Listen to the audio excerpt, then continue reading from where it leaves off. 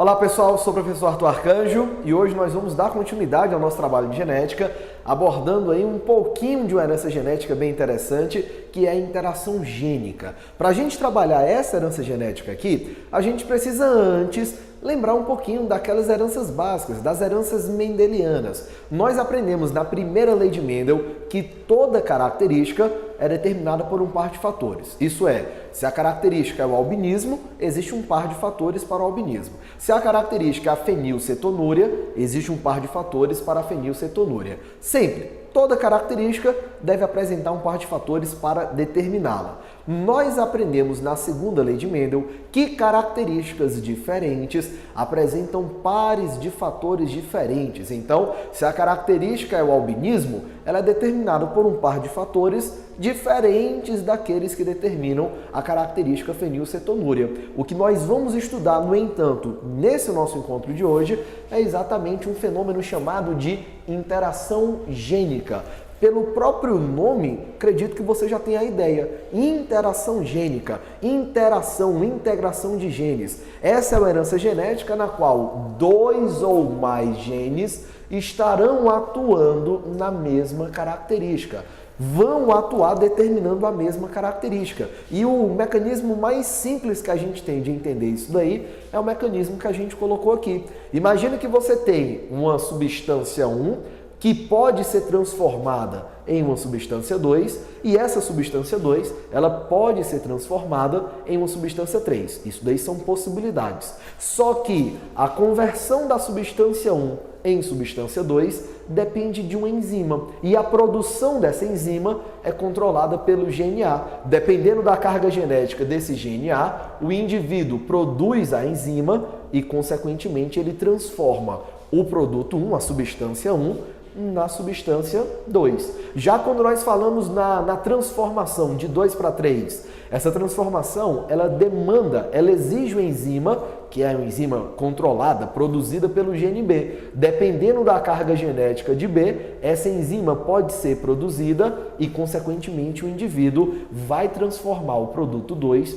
em um produto 3. Ou seja, a característica 3, que pode ser uma proteína de hemácia, uma proteína de uma célula qualquer, a característica 3, seja ela qual for, ela está sendo determinada pela atividade de dois genes, pela atividade do gene A e pela atividade do gene B. Então, nós encontramos genes diferentes atuando na mesma característica aqui. E de uma maneira geral, nós podemos falar que existem interações não epistáticas e existem interações epistáticas. Pessoal, a maioria das questões que vocês vão encontrar que falam, que abordam o tema interação, provavelmente vão falar disso daí. Interação epistática, interação não epistática. Qual é a grande diferença? A interação não epistática é a interação que não envolve uma inibição, enquanto que a interação epistática é um tipo de herança genética de inibição. Arthur, como assim inibição? Vamos primeiro comentar a interação não epistática, logo depois a gente fala da interação epistática, tá? O grande exemplo de interação não epistática, e que a gente até já trabalhou, é esse exemplo aqui atrás, ó, esse exemplo aqui que a gente já comentou. Esse exemplo mostra interação gênica em que nenhum gene está inibindo o outro, pelo menos não a princípio. Então, pessoal, o grande exemplo que a gente tem em relação à interação não epistática é o caso da crista das galinhas. Em relação às galinhas, em relação a essa estrutura, aquela pregazinha de pele que fica acima da cabeça do galo, acima da cabeça da galinha, a gente pode encontrar uma crista chamada de ervilha. Nós podemos encontrar uma outra crista aqui, chamada de crista rosa, uma terceira crista, chamada de crista nós, e uma última crista, chamada de crista simples. E essa característica é uma característica delimitada, determinada por dois pares de fatores. Por exemplo, o indivíduo para apresentar a crista simples, o indivíduo para formar esse tipo de característica, ele deve apresentar o genótipo Ezinho, Ezinho, Rzinho, Rzinho. Isso é, ele deve ser recessivo para as duas características. Já o indivíduo para apresentar a crista nós, ele deve apresentar um alelo dominante para cada uma das características, para cada um dos pares de fatores, Ezão traço, Rzão traço. Já o indivíduo, para ser do tipo rosa, ele deve apresentar o Ezinho recessivo, Ezinho, portanto, e ele deve apresentar o Rzão traço. Ele deve apresentar pelo menos um dominante para o par de fatores Rzão. Já no indivíduo ervilha, esse indivíduo deve apresentar um dominante para o Ezão, é o Ezão traço, e ele deve apresentar os dois alelos recessivos, em relação ao par de fatores Rzinho. Ou seja, existem dois pares de fatores e esses pares eles estão atuando ao mesmo tempo na determinação de uma característica, sem inibição, sem que um gene iniba outro gene, que é o que a gente vai observar agora na interação epistática. Epistasia ou interação gênica epistática é um processo, é uma herança genética em que um gene vai atuar de maneira a inibir a atividade de outro gene, vai impedir a atividade de um outro gene. Arthur, mas isso daí é a primeira lei de Mendel, é a mesma coisa. Não é, pessoal. Na primeira lei de Mendel, a gente aprendeu que se o indivíduo for azão, ele manifesta a característica dominante. Se ele for azão, ele manifesta a característica dominante. Se ele for azinho,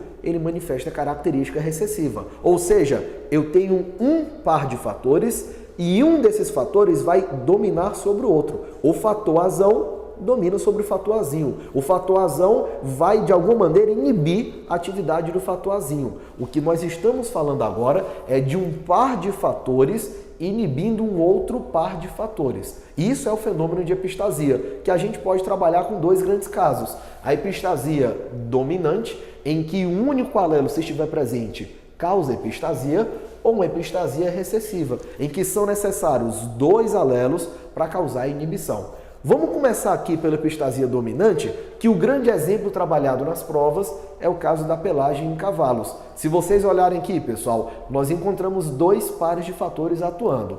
O par de fator Bzinho é o par que vai estimular a produção de pigmentos. Se o indivíduo for Bzão traço, ele vai estimular a produção de pigmentos pretos.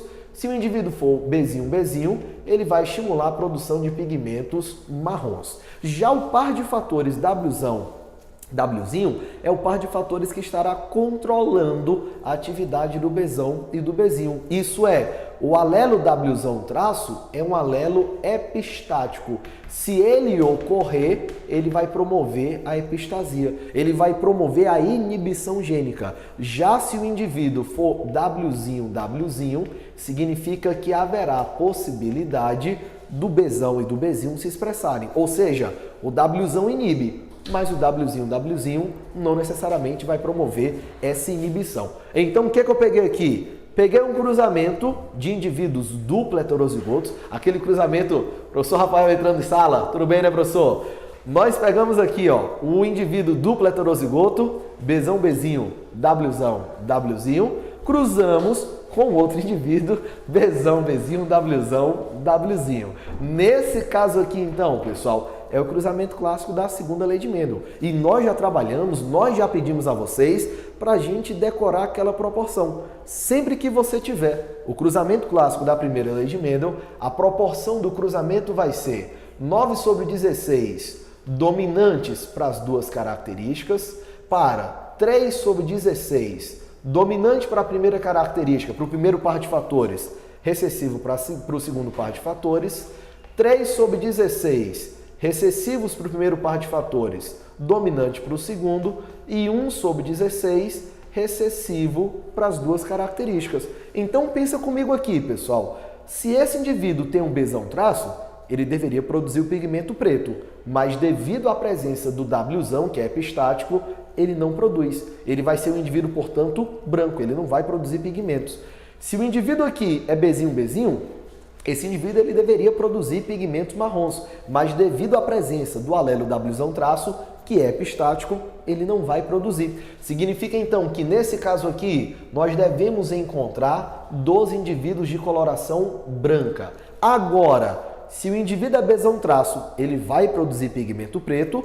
Se ele é Wzinho, ele pode produzir esses pigmentos. Significa então que você vai encontrar 12 indivíduos brancos para 3 indivíduos de coloração preta. Para apenas um indivíduo de coloração marrom para apenas um indivíduo que apresente a coloração amarronzada. Então, essa proporçãozinha aqui é a proporção clássica da epistasia dominante. 12 para 3 para 1. Você vai decorar? Não, você não vai decorar isso daí. Não há necessidade de decorar. Se você já conhece, se você já decorou a proporção da segunda lei de Mendel, você já consegue, com base nela, determinar essas outras proporções. Ao invés de decorar 2, 3, 4 proporções, você decora apenas uma. E em cima dela, você desenvolve o seu trabalho. Lembrando que essa proporção só vale se o cruzamento for entre duplo heterozigotos. Se for um duplo heterozigoto e um homozigoto, não vai valer. Duplo homozigoto e duplo homozigoto, não vai valer. Qualquer situação que não seja essa daqui, não vale para esse cruzamento, tá? Isso é epistasia dominante. Na epistasia recessiva, que é o caso da pelagem de labradores, a gente já tem algo um pouco diferente aqui, pessoal. Olha o que é que nós encontramos. Se o indivíduo for Bzão traço, ele vai produzir o pigmento preto mais uma vez. Se o indivíduo for Bzinho, ele vai produzir o pigmento marrom mais uma vez. Normal. O que vai mudar agora é o gene que provoca a epistasia. O Ezão traço é o alelo que não vai causar a epistasia. É o alelo que vai permitir a produção do pigmento. Enquanto que o par de alelos Ezinho é o par de fatores epistáticos. É o par de fatores que vai provocar a epistasia, a inibição em si. Então, nesse caso aqui, o que a gente vai observar? Mais uma vez, a gente tem aquele cruzamento clássico. Nós vamos encontrar nessa situaçãozinha aqui, o indivíduo Bzinho, Ezinho, cruzando com o indivíduo Bzinho, necessariamente Ezinho, galera. É o mesmo cruzamento que a gente já trabalhou aqui. Se a gente analisar esse cruzamento, então, nós vamos encontrar a proporção de 9 sobre 16 dominantes para os dois pares de fatores, Bzão traço, Ezão traço, portanto, para 3 sobre 16, Bzão traço, Ezinho, para 3 sobre 16, Bzinho, Ezão traço, para 1 sobre 16, Bzinho, Ezinho.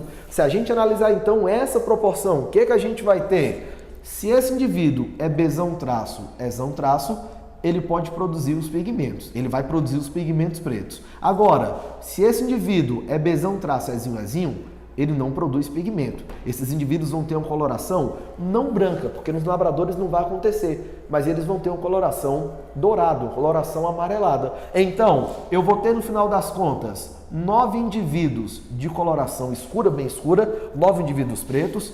Eu vou encontrar aqui, 3 mais 1, 4 indivíduos de coloração amarelada. E eu vou encontrar 3 indivíduos de coloração amarronzada, de coloração marrom. Portanto, a proporção clássica na epistasia recessiva é uma proporção de 9 para 4 para 3. Pessoal, mais uma vez, não precisa decorar, não precisa memorizar essas duas proporções. Se você lembra daquela proporção da segunda lei de Mendel, você consegue fazer qualquer questão. Lembrando sempre que essas proporções só valem para cruzamento de duplo heterozigotos. Tudo bem? A gente para por aqui hoje. No nosso próximo encontro, a gente dá continuidade ao trabalho de genética. Até lá, pessoal!